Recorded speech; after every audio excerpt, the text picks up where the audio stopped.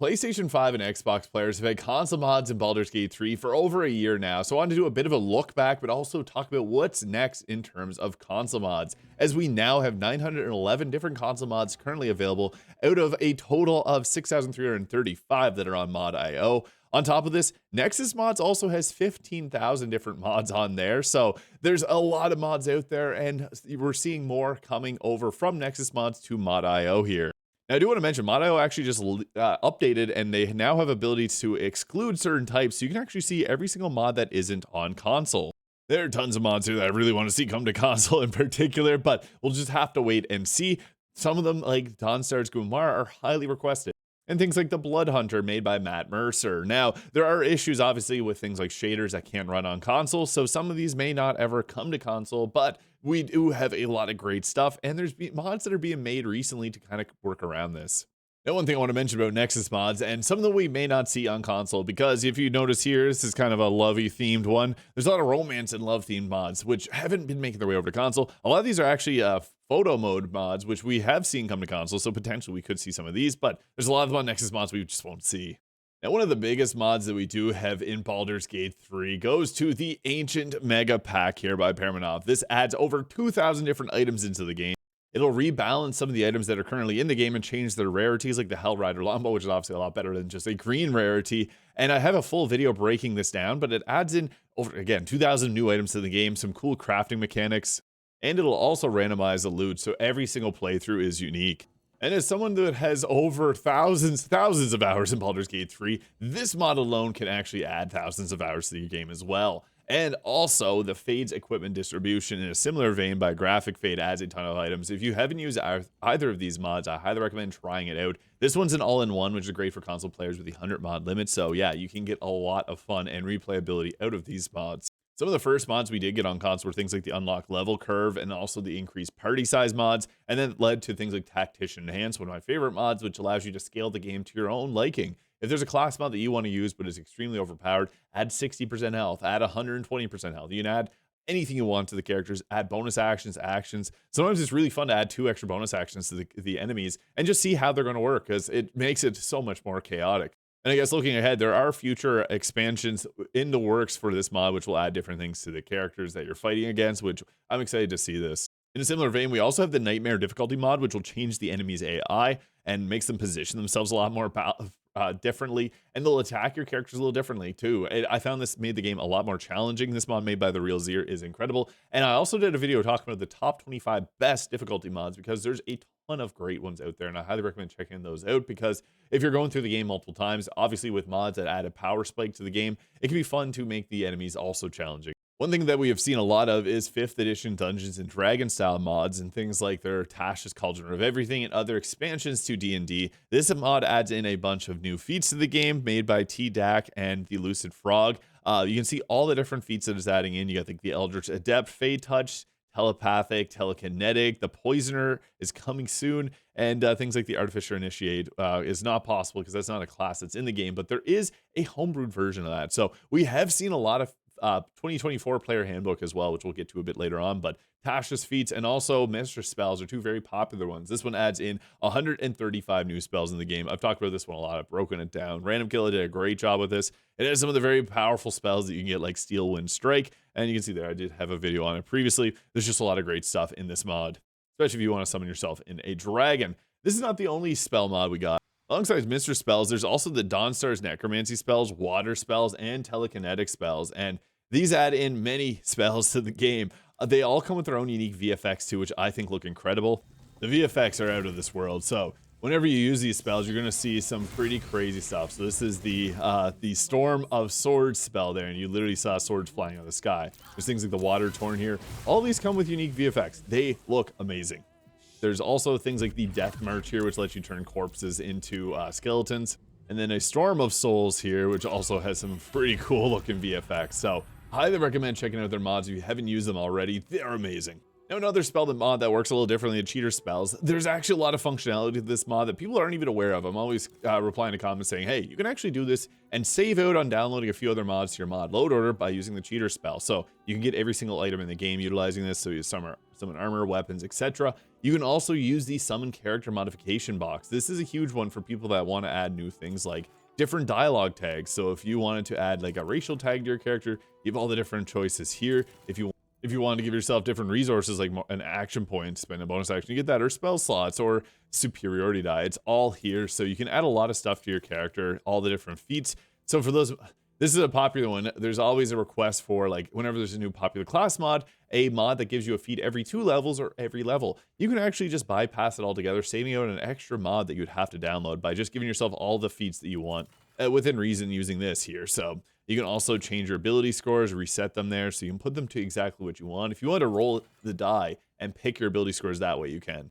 This also allows you to summon in the tutorial chest, give yourself gold, and lets you create animating spores of any creature you want. If you want to control anyone, it's kind of like almost like a Pokemon style game. I know people have been asking for a Poke Flask mod. You can literally do that within this mod here. So highly recommend it if you haven't already tried it. And moving on from spells to quests, we're starting to see more quests pop up. And this is one that is actually one of the very first mods that have quests with the Dread Overlord Necromancer Warlock mod here. So there's a lot. It actually has the Gather Your Allies, which is the final quest in the game. It'll actually give you the aspect of the Dread Overlord to help fight out in that. So the quest has been updated. I am still working on a video. Unfortunately, I lost all my footage that I had going towards this video, but there's so much going on with this. Again, recommend using something like Tactician Enhanced with this because you're really strong. You can solo the game with this, but it will be an extremely fun way because you get things like a dragon skeleton here. Oh, I can't speak enough good things with the Dread Overlord, and its updated quest line is incredible.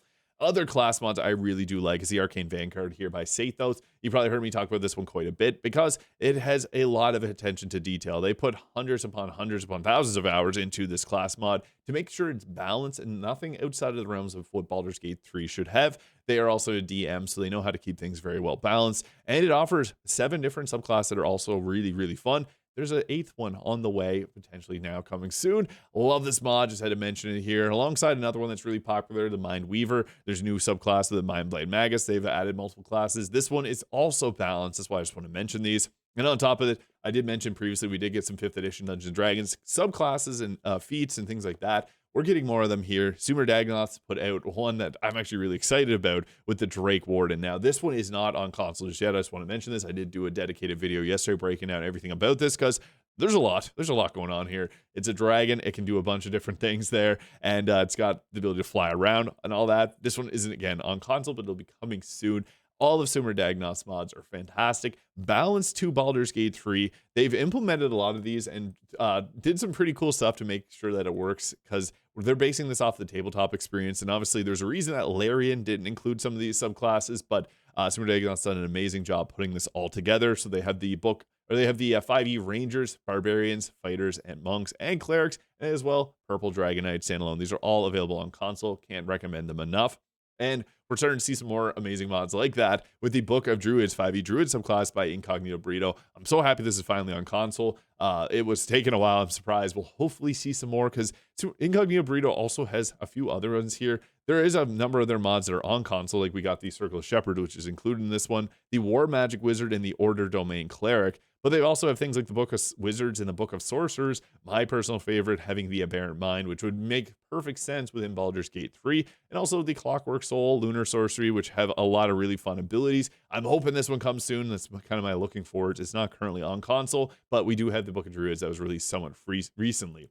Now, we also have things like the features from D&D 5e Planescape. I think this one kind of went under the radar for a lot of people by Big Bib Quirtisan. Now, you can literally see right beside my big head here, I don't have enough space anymore here to put the entire description of this mod. They have a full exhaustive list on Nexus mods because I'll have to admit, there's a lot going on here. So it adds new backgrounds that you can choose from, new deities, new feats, and these are really cool. They give you different abilities there. So here's, I guess, the feats in action, giving you different reactions when you're in combat, as well as ability score increases. It also adds in new spells to the game, and they have scrolls for them, and there's new items there that can allow you to give a bit of extra roleplay. And there's also some stuff from Popper from the Exoplanar Circus. There's another mod similar to this that lets you go to a whole new area, but unfortunately it got removed from the in-game mod manager. We'll see what happens there, but incredible mod that is available on console. Now, as far as the vanilla experience, incredible game, obviously, but the Baldur's Gate 3 Chocolate Edition mod here by Creative Excuses, I've done a full video breaking down everything about this because there's a lot going on with the Chocolate Edition. It basically rebalances everything, makes some of the weaker subclasses a little bit more powerful. I highly recommend this one. It's only got 18k downloads. And if you haven't played around with a mod like this and you want something entirely new, it does work with a lot of other mods. Like you can use item mods like the amp or Fade's equipment distribution. You can use extra encounters, race mods, really anything here. They do have a full PDF, 60-page PDF of all the changes because there's a lot going on with the Trial Edition. Incredible mod. Also, the random spawns. Now, people always ask me for Trials of Tav, and unfortunately, that won't come to console. It's one thing that uses script extender. Anything that uses script extender, unfortunately, cannot come to console. It also has to be a .pack file, and Trials of Tav just unfortunately doesn't make the cut. However, Gabe Cam and Escrow has made the random spawns, and they also just recently last week made another version of this, which is a little bit more lightweight.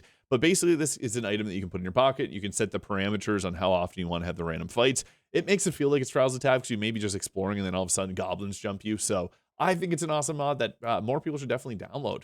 Now, another cool group of mods that we're starting to see more pop up is Xaeon's Evolved mod. So we got things like the Owlbear Evolved, Shovel Evolved, Terra, Us, and Scratch. And we're seeing more because they put out more of these mods here. So I'll just uncheck this. You can see all the other ones, like things like Boo Evolved, Flynn Evolved from last week, Squire, Quoth.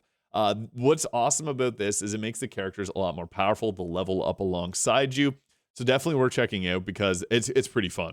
Scratch almost works somewhat like a paladin here. You can see all the different abilities. It really does make Scratch a bit more strong, which is great. And it comes with a different summons as well alongside it. And then also you can level them up all the way here to level 20. And that's pretty cool because, yeah, it does get a bit powerful. But again, I do have a video on top 25 best difficulty mods to help out with that. Quality of life. There's a lot of quality of life, and we're starting to see more. The Move Faster mod, I love. Unfortunately, this does not work on Astarion. He does not move faster, but this is one that I can't go without. All players in dialogue, we're seeing some more mods that change how like the cutscenes work. This one makes it so you can have your dwarf in his underwear in any cutscene that you want. So yeah, that's pretty cool. This makes it feel a little bit different when you're running through the game on multiple playthroughs. And maybe if you're playing with your friends, it's just funny to have everyone there. Sometimes it doesn't. Sometimes it'll lead to some weird situations, but it is pretty funny too.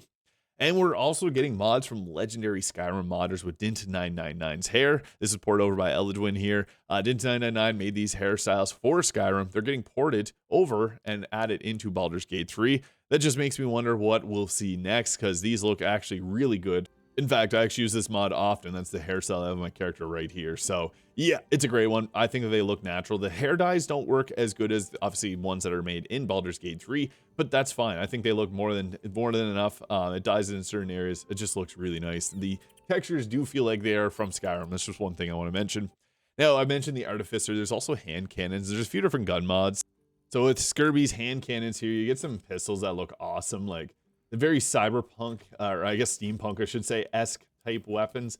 They look great. Great. Also, especially good if you're going to be playing as like the Artificer, which is, there's a homebrew version of the class. I'm waiting for the more 5e version of it to come out because there is one in Nexus mod, so we'll hopefully see that. But yeah, we got lots of pistol weapons and also things I never thought I'd see on a game like this, but we do have plasma weapons. I'm not sure where these are from, but a little birdie told me that Skirby also made this Frost King armor here. No clear reference of any character whatsoever. I think this looks really nice. I love cold damage. This would go perfectly in Baldur's Gate 3, so we'll hopefully see this one, I guess, looking ahead here.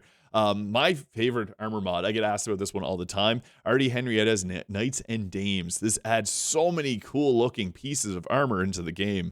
47 to be exact. And the great thing about this is it's mishmashes of other armors. I oftentimes use this one because it actually receives Faerun Colors dyes really well. So if you want to get this one looking like something completely different like that, boom, there it is. Knights and Dames, cannot recommend it enough. Also, my favorite face mod just made its way to console 2 weeks ago. Tabble Dabbles, the Sculptor's Dream Cache, which adds these really nice looking faces into the game. This is one that I use all the time. I used to be all over Vampirion's other heads as one that I use in pretty much every video, but now this is the one that I've been using because there's a lot of variety between them, and I just think they look nice, especially with the animations when you're talking to characters.